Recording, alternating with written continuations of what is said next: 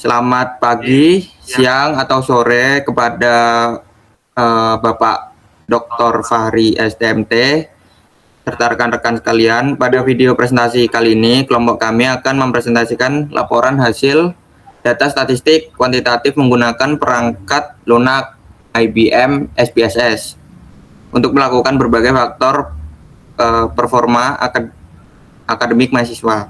Anggota kelompok yang terlihat dalam penyusunan ini terdiri dari Dava Ramadhani dengan NIM terakhir 196, Duta Labib Anggara dengan NIM terakhir 186, Ahmad Haris Aditya dengan NIM terakhir 187, Devan Rafif Farudin dengan NIM terakhir 193, dan saya sendiri Muhammad Rafi Sabudin dengan NIM terakhir 203. Langsung saja di nomor 1, analisis distribusi normal. Pertanyaan nomor 1 adalah melakukan analisis distribusi normal pada variabel dependent final exam score dengan jumlah sampel N sama dengan 120. Pengujian ini bertujuan untuk mengetahui apakah sebaran data sampel kita berasal dari populasi yang berdistribusi normal, yang sekaligus menjadi syarat mutlak sebelum menggunakan instrumen statistik parametrik. Langkah di SPSS yaitu Analyze, Descriptive Statistic, Explore. Masukkan variabel final exam score ke dalam kolom dependent list, buka tombol plots, aktifkan centang pada normality plot with test, lalu klik OK. Meskipun instrumen Shaperwork membuahkan nilai SIG 0,002, perbedaan ini sangat wajar karena Shaperwork sangat sensitif terhadap definisi minor yang dihadapkan oleh sampel berukuran besar. Sebagai konfirmasi secara visual dapat kita lihat pada tabel normal Q, strip Q plot final exam. Data aktual menyebar konsisten melekat di sepanjang garis lurus diagonal tanpa adanya outlier ekstrim. Nilai deskriptif data kami pun sangat ideal, di mana nilai rata-rata atau mean itu sebesar 88,478, hampir berimpitan sempurna dengan nilai tengah atau median di angka 88,600 dengan tingkat kemiringan sekitar min 0,266 yang berarti sebaran data bersifat simetris. Kesimpulan jawaban dari nomor 1 yaitu melalui kepatuhan pengujian formal dan konfirmasi grafik visual key plots, asumsi distribusi normal dinyatakan telah terpenuhi dengan baik, sehingga analisis statistik parametrik berikutnya sah untuk dilanjutkan. Untuk nomor selanjutnya dilanjutkan oleh rekan saya. Selanjutnya untuk pertanyaan nomor 2, kita diminta menghitung estimasi parameter menggunakan pendekatan distribusi T untuk memprediksi rentang rata-rata nilai yang sesungguhnya pada tingkat populasi makro dengan tingkat kepercayaan atau confidence interval sebesar 95%. Langkah di SPSS searah dengan menu Explore sebelumnya. Masuk ke menu Analyze, Description Statistic, Explore, lalu pada pengaturan tombol statistik, pastikan kolom opsi confidence interval for means terisi angka 95%.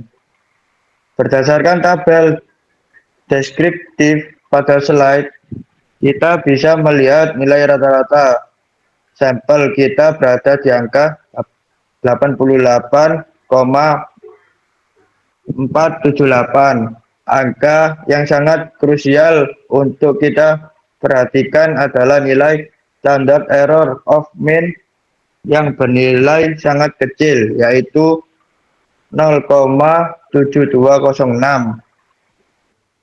Nilai galap standar di bawah angka ini membuktikan bahwa tingkat variasi kesalahan sampel sangat rendah, sehingga data sampel memiliki akurasi representasi populasi yang sangat tinggi. Poin inti dari estimasi parameter ini ditunjukkan oleh rentang interval yang dikeluarkan SPSS, yaitu nilai lower bound atau batas bawah besar 87,051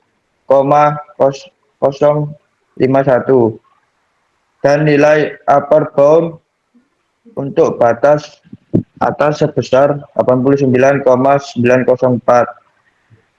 Kesimpulan dari jawaban nomor 2, kami memiliki tingkat keyakinan sebesar 95% bahwa nilai rata-rata ujian akhir mahasiswa yang sesungguhnya di tingkat populasi makro berada dalam rentang interval 87,05 hingga 89,90.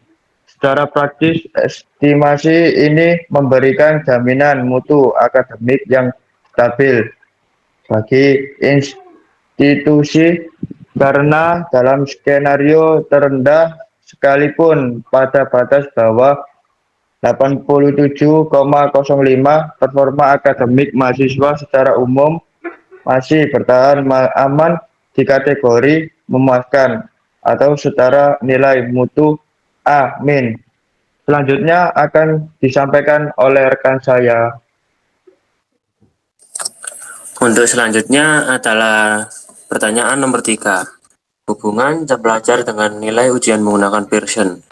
Melangkah pada pertanyaan nomor 3, yaitu mendeteksi hubungan kualitas linear antara faktor internal mahasiswa, yaitu variabel jam belajar per minggu atau study hours per week, terhadap capaian akhir nilai ujian akhir final exam score menggunakan metode korelasi Pearson. Langkah di SPSS. Yang pertama, klik menu utama Analyze, pilih menu Correlate, klik di Variate, lalu masukkan variabel study hours dan final exam score ke kotak variables. Tentang pilihan metode per Pearson serta opsi two-tailed, lalu klik OK. Berdasarkan hasil komputasi pada tabel korelasi di layar, diperoleh nilai signifikan sig 2 strip-tailed sebesar 0,001.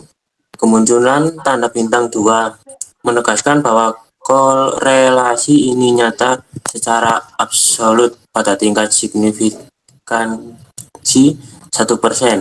A sama dengan 0,01 karena nilai sig jauh di bawah 0,05.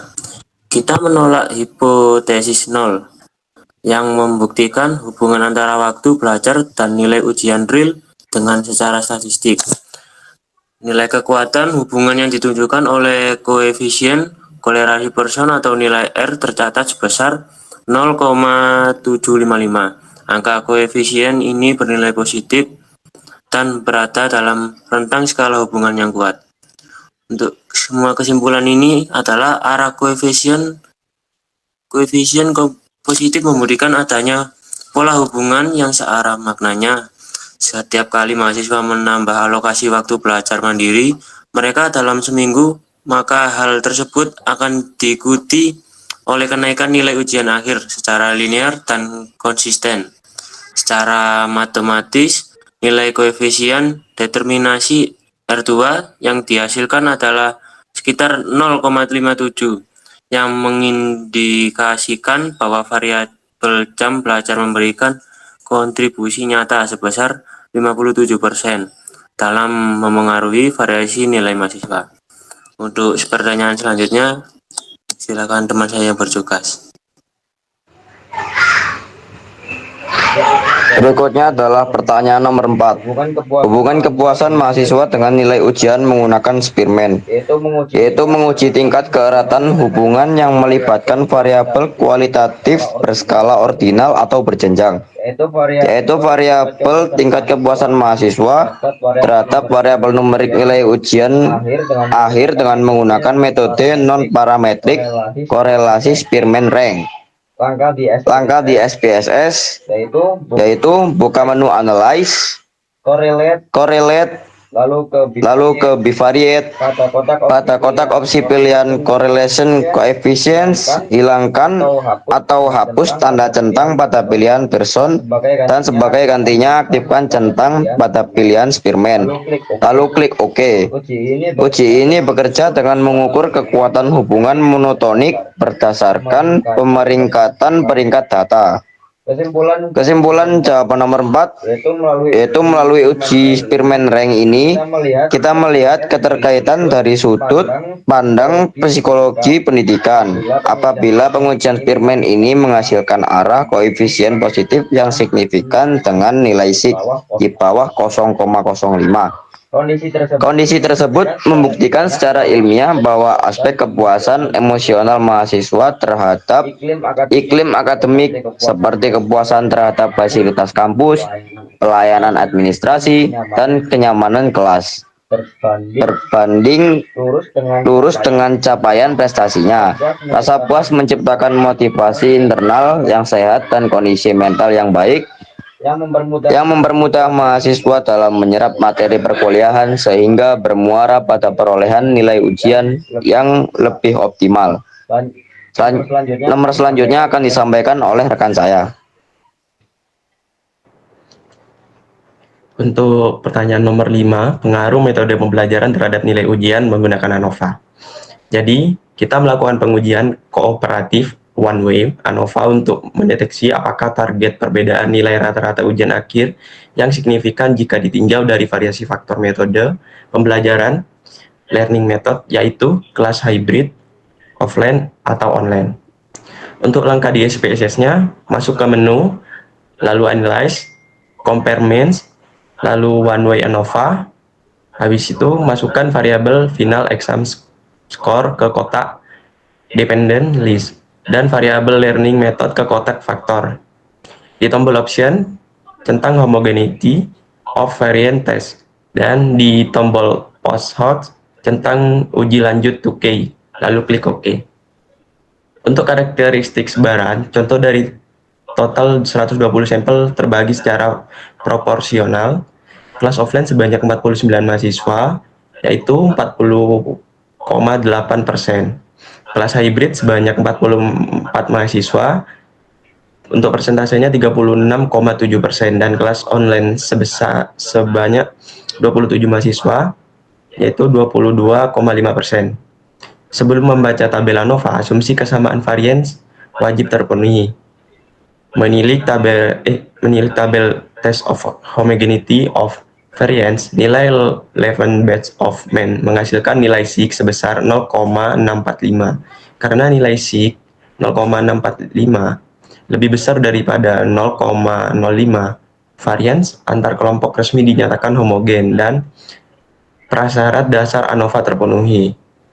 Untuk tabel utama hasil uji ANOVA, hasil kalkulasi menghasilkan nilai F hitung sebesar 12,674 dengan nilai signifikan sig sebesar kurang dari 0,001. Karena nilai signifikan jauh di bawah ambang batas 0,05, keputusan statistiknya adalah menolak H awal. Hal ini memberikan kesimpulan mutlak bahwa terdapat perbedaan rata-rata nilai ujian akhir yang nyata dan signifikan berdasarkan metode pembelajaran yang diterapkan. Untuk melacak kelompok mana yang memicu perbedaan tersebut, kita periksa hasil uji lanjut post hoc to K. Hasil pengujian menegaskan dua hal. Pertama, kelompok metode online memiliki nilai rata-rata yang berbeda secara signifikan dan tertinggal jauh dibandingkan dengan metode hybrid dan offline. Untuk yang kedua, kelompok kelas hybrid dan offline terbukti tidak memiliki perbedaan rata-rata yang nilai signifikan.